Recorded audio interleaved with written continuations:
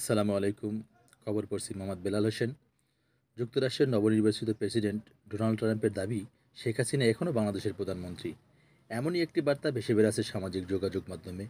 গণঅভ্যুত্থানের মুখে আওয়ামী লীগ সরকারের পতনের পর শেখ হাসিনাকে নিয়ে এমন একটি পোস্ট ভাইরাল হয়, যা নিয়ে শুরু হয় বিভিন্ন মহলে আলোচনা। আসলে কি ট্রাম্প এমন মন্তব্য করেছেন, নাকি পুরোটাই মিথ্যা? দেখুন বিস্তারিত রিপোর্টে।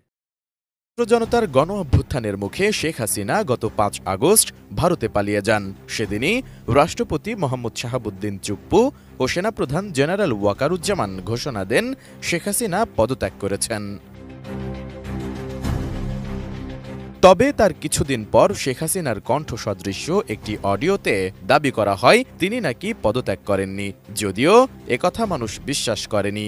তবে ঘটনার ডালপালা মেলতে থাকে শেখ হাসিনার পদত্যাগপত্র নিয়ে রাষ্ট্রপতির নতুন এক মন্তব্য করা নিয়ে।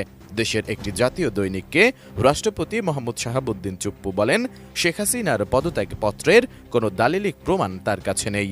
পরে অবশ্য মন্তব্যের বিষয়ে নিজের অবস্থান পরিষ্কার করেন রাষ্ট্রপতি। তবুও থেমে থাকেনি আলোচনা।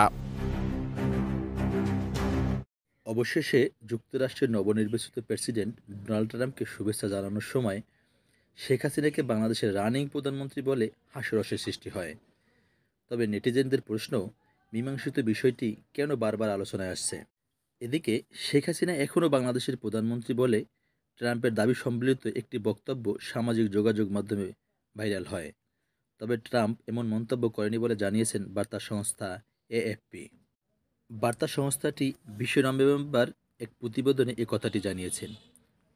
এতে বলা হয়েছে, সম্প্রতি এক সাক্ষাৎকারে ডোনাল্ড ট্রাম্প শেখ হাসিনাকে বাংলাদেশের প্রধানমন্ত্রী বলেছেন বলে সোশ্যাল মিডিয়ায় ছড়িয়েছেন। আদতে এই সাক্ষাৎকারে এমন কোনো কথাই বলা হয়নি, এমনকি বাংলাদেশের কোনো প্রসঙ্গই ওঠেনি এই সাক্ষাৎকারে বলে জানিয়েছেন এই বার্তা সংস্থাটি।